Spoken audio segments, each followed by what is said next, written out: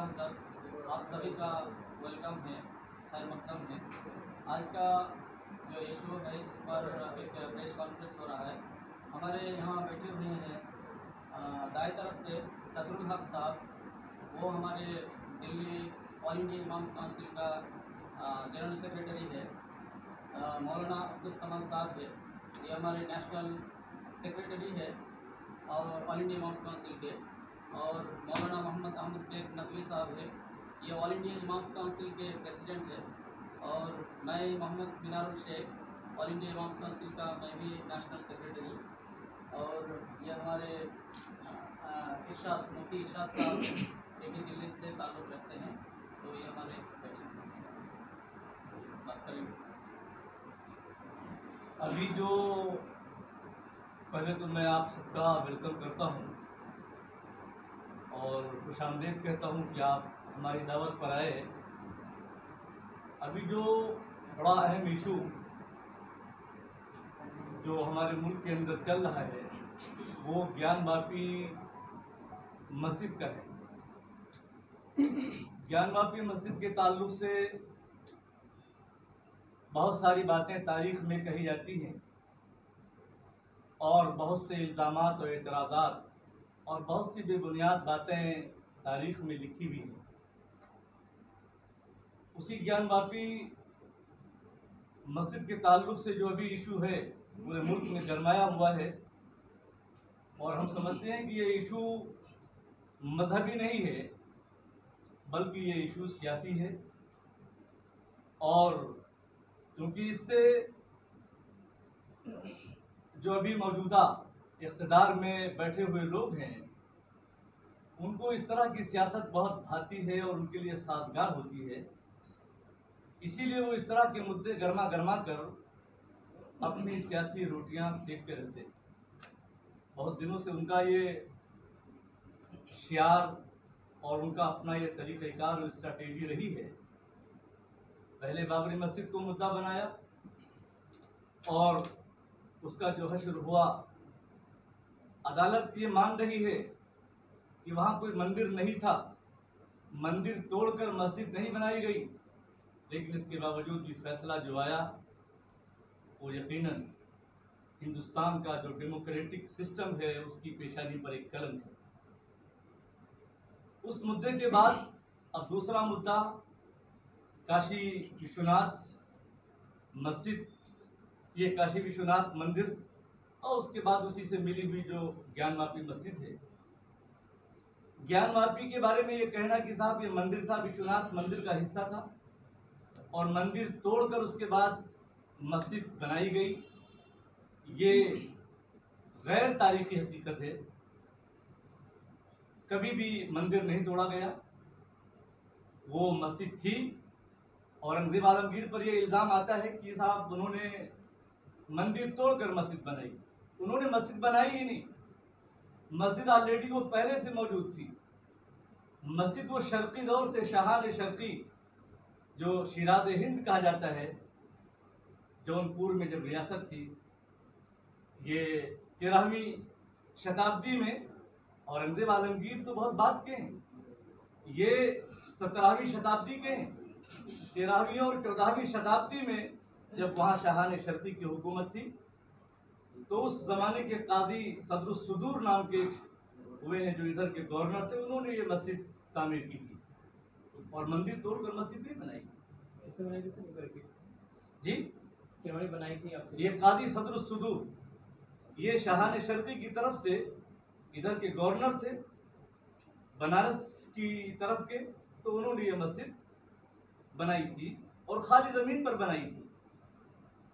उन लोगों को क्या मालूम था कि एक ऐसा दिन हिंदुस्तान में आएगा कि अगर मंदिर के बगल में मस्जिद होगी और मस्जिद के बगल में मंदिर होगा तो फिर उसकी बुनियाद पर रोटियां सेकी जाएंगी और दोनों भाइयों के दरमियान जो सदियों से इस मुल्क में प्रेम और मोहब्बत के साथ रहते आए हैं उनके दरमियान जहर बोकर उनको लड़ाया जाएगा। क्या मालूम था उनको? अगर हम समझते हैं उनको मालूम होता तो शायद न मंदिरों के बगल में मस्जिदें बनाई जाती और न मस्जिदों के बगल में मंदिर बनाए जाते। ये दुर्भाग्य है ये हमारे मुल्क का दुर्भाग्य है, और सिर्फ मुसलमानों का नहीं बल्कि सारे भारतवासियों का के लिए दुर्भाग्य है कि अभी जो सियासत के नाम पर खेल खेला जा रहा है, इससे हमारा मुल्क कमज़ोर होगा, बिखरेगा, टूटेगा। और ये इंसान जो आपस में मिलजुल कर रहने के लिए और मुल्क के विकास के लिए, मुल्क की तरक्की के लिए इनको बैठना चाहिए कि आपस में लड़ेंगे तो मुल्क बिखरेगा। अभी जो मुद्दे ये मंदिर और मस्जिद का मुद्दा नहीं है। अभी जो 3 बुनियादी मुद्दे हैं हमारे मुल्क जूझ रहा है, तड़प रहा है, कराह रहा है, वो मुद्दे स्वास्थ्य का है, वो मुद्दा रोजगार का है, और वो मुद्दा और दूसरी चीजों का है। ये मुद्दे दरकिनार कर दिए गए, इन मुद्दों के बारे में चर्चा ही नहीं होती। और मेरे मीडिया के भाई लोग, मैं कहने दीजिए ये बात कि आप ही में से कुछ अच्छे लोग भी हैं और आप ही में से ऐसे लोग भी हैं जो इन मुद्दों को भी एक तरह से छुपाकर उन मुद्दों को सामने लाते हैं जिन मुद्दों से न तो मुल्क की तरक्की मुमकिन है और न आपस में भाईचारा और मुल्क की सालिमियत को फरोग मिल सकता है, और हिंदुस्तानियत की जड़ें मजबूत हो सकती हैं, और आपस में मिलजुल कर रहने का जो एक कल्चर था, एक प्रेम का माहौल था, वो माहौल बिल्कुल बिखर रहा है। ज़रूरत इस बात की है कि इसको फरोग दिया जाए। अभी ये बताइए कितना बड़ा मजाक है, मस्जिद में हौज है। जितनी भी कदीम मस्जिदें आपको मिलेंगी हिंदुस्तान में, आप भी देखिए, आपकी दिल्ली की जामे मस्जिद है, वहाँ बीच में हौज है। पुरानी जितनी भी मस्जिदें आपको मिलेंगी उनमें हौज का कल्चर था, और हौज का कल्चर था तो उसमें बीच में फव्वारे भी होते थे। अब वहाँ जो हौज है उस हौज में फव्वारे को साफ शिवलिंग बता दिया गया। अगर मजाक ना समझें आप, इतना बड़ा शिवलिंग होता है वो तो बहुत बड़ा फव्वारा है। शिवलिंग का कोई साइज भी होता है कि नहीं होता है? हमने भी शिवलिंग देखे हैं अपने इलाके में, मंदिरों में वो छोटा सा होता है, वो कितना बड़ा शिवलिंग है। और फिर वो सुराख कहाँ से आ गया भाई? शिवलिंग की जो तारीख है वो बगैर सुराख के, तो ये सुराख कहाँ से आ गया? तो इस तरह की जो बातें हैं अननेचुरल और अनहिस्टोरिकल जो बातें हैं वो यकीनन नाकाबिल कबूल हैं। और अभी जो मुद्दे उछाले जा रहे हैं ये मुल्क की सालिमियत के लिए खतरा है। मुल्क हमारा तबाह होगा। और फिर भी आप देख रहे हैं अर्थव्यवस्था यहाँ की कितनी कमजोर है। आरबीआई की रिपोर्ट है, आरबीआई की रिपोर्ट है कि सन 35 तक ये मुल्क इतना कंगाल हो जाएगा, इतना कंगाल हो जाएगा कि कहीं ईश्वर न करे, अल्लाह न करे कि कहीं इसका वो हश्र हो जो भी हमारे पड़ोस में श्रीलंका का हो रहा है। लेकिन अगर इसी तरह वहाँ पर भी नफरत की राजनीति वहाँ पर भी यानी खूब चलाई गई, उसका जो हश्र हो रहा है, कभी भी जुल्म और नफरत का जो कारोबार है ज़्यादा दिनों तक चलता नहीं है। नफरत को शिकस्त होती है, जुल्म टूटता है, जुल्म बिखरता है और पाप का घड़ा फूटता है। कोई हमेशा हमेश के लिए इस दुनिया में रहने नहीं आया है। कभी भी किसी के हाथ में लाठी और इख्तिदार हमेशा नहीं रहा। सिकंदर भी बहुत बड़ी दुनिया का मालिक था, कई बर्रे आज़मों का मालिक था, लेकिन दुनिया से वो भी गया। न जाने कितने बड़े बड़े सिकंदर आए। अभी के जो सिकंदर हैं क्या वो हमेशा रहेंगे? क्यों वो ये कारोबार नफरत का करके मुल्क को तोड़ रहे हैं और मुल्क की अमन और शांति को भंग कर रहे हैं। और इंडिया इमाम्स काउंसिल अभी जो इशू चल रहा है पुरजोर इसकी मजम्मत करती है। और इंडिया इमाम्स काउंसिल ये इसके खिलाफ है। अभी क्या होना है, खुदाई और ये सर्वे जो चल रहा है, सर्वे में क्या पा जाएंगे आप? और अभी अदालती फैसला और ये वो दुनिया भर की बातें, और उसके बाद पहले ही डिक्लेयर कर दिया गया था शिवलिंग है। अभी बहुत कुछ मरहले बाकी हैं, लेकिन शिवलिंग डिक्लेयर कर दिया गया।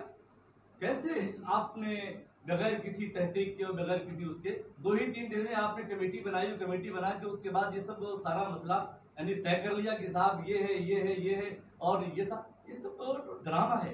ये ड्रामा, दुनिया का निज़ाम ड्रामे पे नहीं चलता। और कोई मुल्क और हिंदुस्तान जैसा मुल्क अगर ड्रामे की बुनियाद पर चलाया जाएगा तो हम नहीं समझते कि हमारा ये मुल्क महफूज रहेगा, ये मुल्क बिखर जाएगा और ये इस कश्ती पर सवार जितने भी धर्म के लोग हैं, हम समझते हैं कि कश्ती डूबेगी तो सारे धर्म के लोग डूबेंगे। हम सब की जिम्मेदारी है, तमाम धर्म के मानने वालों की जिम्मेदारी है। ये ज्ञान वापी मस्जिद का मसला ये सिर्फ मुसलमानों का मसला नहीं, तमाम मुसलमानों का मसला नहीं, बल्कि मुल्क की जमहूरियत का मसला है। ये डेमोक्रेसी जो है उसका मसला है। हिंदुस्तान का जो संविधान है, सेकुलर संविधान है, उसका मसला है। ये तमाम चीज़ें अगर दरकिनार की जाएंगी तो अंजाम नज़रों के सामने है, वो हम सब देख रहे हैं। और अल्लाह न करे, ईश्वर न करे कि वो मरहला आए कि हम नुकसान से दो चार हों और हमको नुकसान भुगतना पड़े।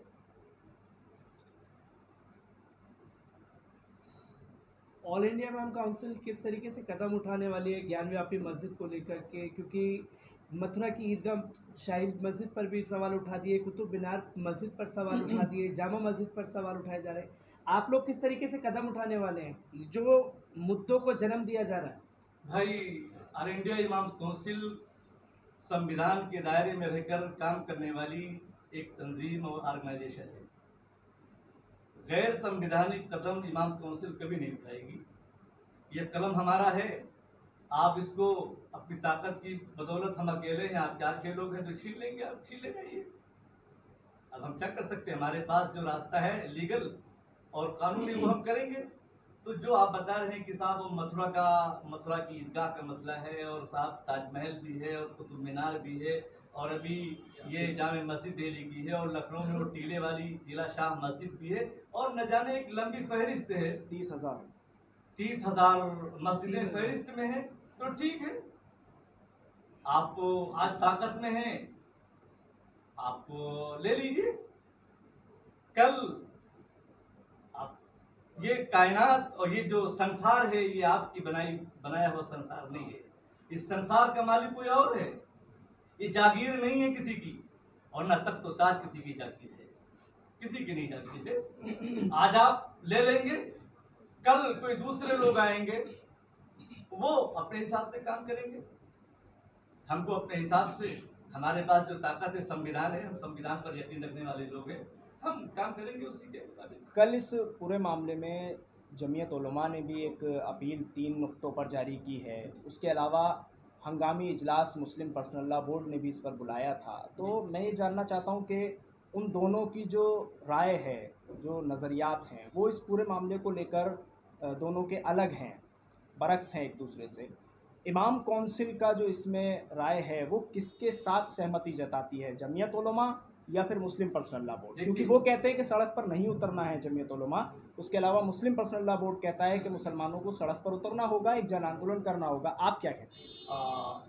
डेमोक्रेटिक कंट्री में जी, डेमोक्रेसी के अंदर प्रोटेस्ट और एहतजाज, अपनी आवाज़ को पहुंचाना, आवाम के दरमियान लाना, ये बहुत अहम है, बहुत इम्पोर्टेंट है, इंतहाई इम्पोर्टेंट है। एक बहुत बड़ा ये हमारा संविधानिक हथियार है, तो हम इस हथियार को नहीं छोड़ सकते। जब कल महमूद मोदी साहब ने कहा कि मुसलमानों को मशवरा दिया, सड़कों पे आने की जरूरत नहीं है, मीडिया में भी संभल के बात करना है, इस मामले में हम खुद संभालेंगे, तो उनकी तरफ से आपको कोई कॉल या ऐसा कुछ आया कि आप ये मीडिया जो कॉन्फ्रेंस हो रही है ना करें, या आपने उस मशवरे को कैसे लिया? नहीं, हमारी ओर से कोई बात नहीं। तो आपको क्या लगता है, आप कैसे रिएक्ट करेंगे उस मशवरे को? जो वो उनकी राय है, 5 उंगलियां हैं, 5 अलग अलग हैं, उन्होंने 5 भाई होते हैं, 5 की राय अलग अलग होती है। वो किस तरह डील करते हैं ये उनके ऊपर है, ये उनके माइंड पर डिपेंड करता है कि किस तरह वो इस इशू को लेकर डील करेंगे। हमारा अपना जो अंदाज है वो हम दूसरे अंदाज से डील कर रहे हैं। हम बार बार ये बात करें कि हम डेमोक्रेटिक अंदाज से इस लड़ाई को लड़ेंगे। लेकिन एक चीज़ ये भी है ना, यहाँ ये अलग अलग चलने वाली जो चीज़ है मुस्लिम तंजीमों की, इसको कमज़ोरी माना जा रहा है। अब इमाम काउंसिल इस बात को थोड़ा सा समझेगी कि अलग अलग चलने की जो चीज़ें हैं, भाई मुस्लिम पर्सनल लॉ बोर्ड कह रहा है कि हम अलग हैं, जमीयत उलमा कह रही है हम अलग हैं, इमाम काउंसिल अब कह रही है कि हम अलग हैं। तो फिर इसको कैसे समझा जाएगा? एक मुद्दे पर एक क्यों नहीं हो पा रही है मुस्लिम तंजीमें? देखिए, हमने अलग होने की बात नहीं कही, हमने कहा कि डील अलग अलग कर सकते हैं। भाई एक मिनट, एक कंपनी है, उस कंपनी में कई वो होते हैं, डीलर होते हैं, ठीक है। अलग अलग अंदाज से सबके अंदर अलग अलग क्वालिटी होती है डीलिंग की। मंजिल एक ही है, मकसद एक है। अब जमीयतुल उलमा की डीलिंग का अंदाज अलग है, हाँ। पर्सनल बोर्ड का अंदाज अलग है, हाँ। इमाम्स काउंसिल का अंदाज अलग है, लेकिन मंजिल एक ही है सबकी।